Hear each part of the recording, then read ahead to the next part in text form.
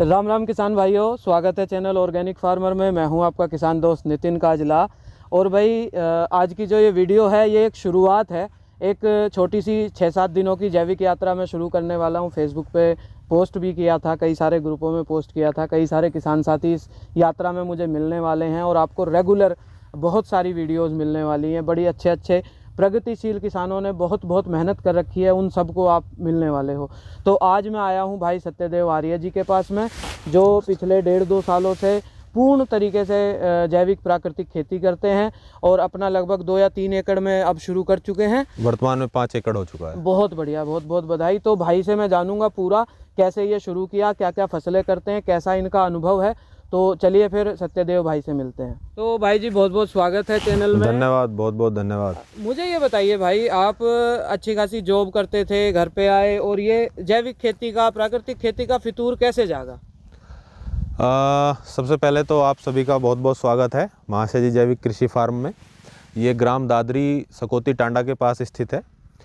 और जब मेरी माताजी का स्वास्थ्य थोड़ा डाउन था तो मैं यहाँ पे आया, तो हमारे पिताजी मेरे जन्म से पहले से ही घर के उपभोग के लिए जैविक रूप से गेहूँ उगाते थे। उसी का उपभोग हम करते थे। एक प्लॉट हमारा अलग रहता था जिसमें घर के उपभोग के लिए गेहूँ, फिर पशुओं का चारा पूर्णतः जैविक विधि से उगता था। तो धीरे धीरे पता चला आप जैसे लोगों के माध्यम से कि जैविक की तो शहर में डिमांड भी बहुत है। डिमांड है तो मैंने कहा चलो भाई प्रयास करते हैं। तो पहले 2 वर्ष तो केमिकल फार्मिंग की, गन्ने का बहुत अच्छा प्रोडक्शन लिया, लेकिन उसके बाद भी कोई खास हमें बचत नहीं मिली, क्योंकि केमिकल फार्मिंग में इंसेक्टिसाइड, पेस्टिसाइड पे बहुत ज़्यादा खर्च हो जाता था। जो अंततः जब अब उसका टोटल बचत निकालते थे सेविंग के कितनी बची, तो वही 12-14 हज़ार रुपये प्रति बीघा पूरे वर्ष में बचती थी। तो अब इसमें थोड़ा संघर्ष तो ज़्यादा है जैविक कृषि में, क्योंकि पहले ग्राहक बनाने हैं, परिवारों को जोड़ना है। लेकिन ये एक ऐसी यात्रा है कि अगर इसमें लोग संतुष्ट हुए हमारे प्रोडक्ट से तो निसंदेह ये लाभ की दृष्टि बनेगी। बहुत बढ़िया। तो आपने किस तरह से शुरुआत करी फिर इसकी? कौन सी फसलें शुरू में ली? जैसे पीछे में जो गन्ना दिखाई दे रहा है ये गन्ना कब लगाया आपने और किस तरह से लगाया? क्या क्या इसको आपने भोजन में दिया? सबसे पहले इस गेहूं से 2 वर्ष पहले मैंने गेहूं की शुरुआत की। अच्छा जी। उस वाले प्लॉट में शुरू किया था। पहले गेहूं लिया, गेहूं से बढ़ाया, गेहूं बिक गया, फिर उसके बाद धान ली। साथ ही पैरेलल ये गन्ना मैंने 25 अप्रैल को लगाया। अच्छा। 25 अप्रैल को ये बीज 0238 है, जिसमें बेइंतहा रोग डाला जाता है और रोग भी दुनिया भर का आता है। अब हमने क्या प्रयास किया, इसे 4 माह खेत को खाली रखा। अच्छा जी। 4 माह खेत को खाली रखा, इसमें कूड़ी का खाद भरपूर मात्रा में डाला। मेरे पास 3 गिर गायें हैं जिनका गौमूत्र और गोबर से मैं जीवामृत इत्यादि पोषण देता हूँ। तो ये जब 25 अप्रैल को मैंने लगाया था, तो उस समय पे मैंने खेत की तैयारी पे ट्राइकोडर्मा, सूडोमोनास, पीएसबी सब पहले मैंने नमी पे, पानी पे दे दिए थे। बहुत बढ़िया। फिर इसको खेत को सुखा के फिर इसमें नमी पे मैंने गन्ना बो दिया जी।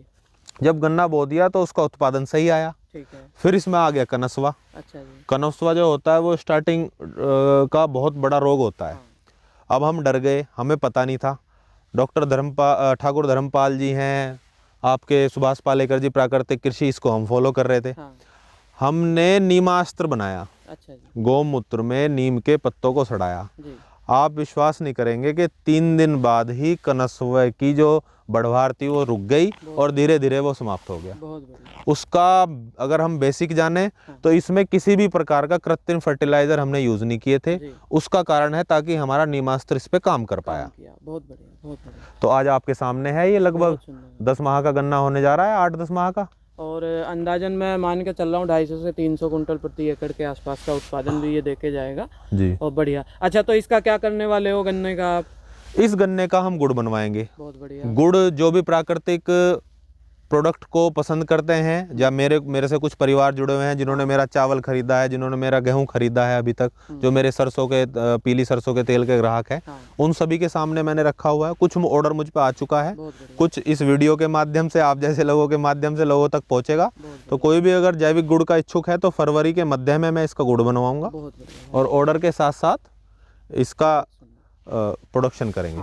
अच्छा, ये जो गेहूं है भाई, इसमें मुझे फुटाव बहुत अच्छा नज़र आ रहा है। ये कब आपने लगाया है गेहूं?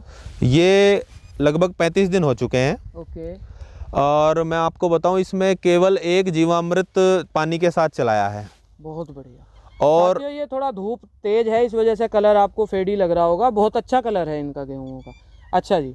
और बुआई के समय कुछ दिया है आपने? जी, इसको मैंने बीजामृत से शोधित किया जी।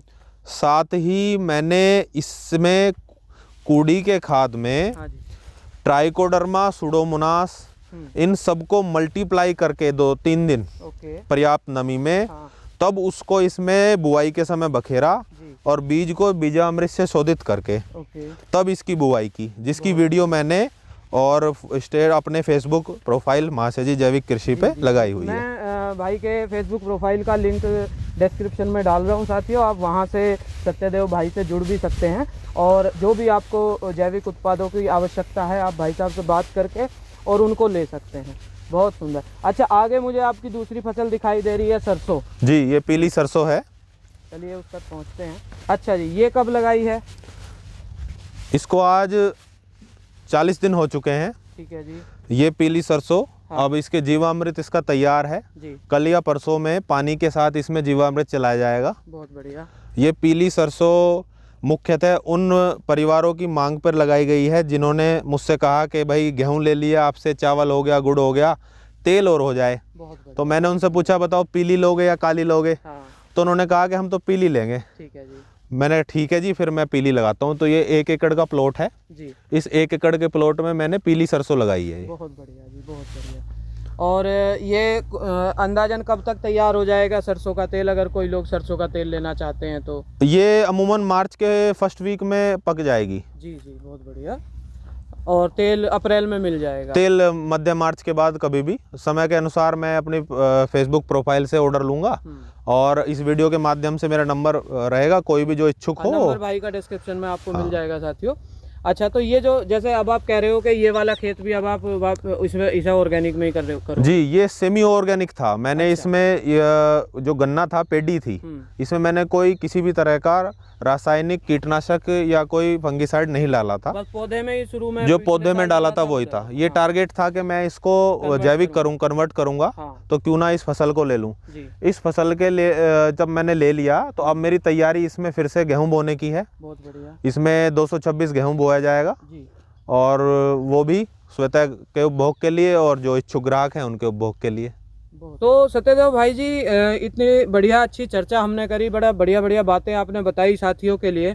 अभी फ्यूचर प्लान्स क्या हैं? आप किस तरह से इसको और एक्सपेंड करना चाहते हो, या मार्केटिंग के ऊपर कोई किसान साथी जो जुड़ना चाह रहा है, प्राकृतिक खेती, जैविक खेती करना चाह रहा है, वो मार्केटिंग कैसे करे अपने उत्पाद की? ये थोड़ी समस्या आती है। हम आप तो चूँकि अच्छे खासे पढ़े लिखे हैं, मार्केटिंग की समझ है और कर पा रहे हैं, तो उन लोगों के लिए क्या आप कहना चाहोगे कि भाई मार्केटिंग कैसे करें अपने प्रोडक्ट की? बिल्कुल, ये बहुत ही ज़रूरी प्रश्न है हम सभी के लिए जी। और इसका उत्तर सत्यता तो यह है, हमें खुद ही तलाश करना है जी।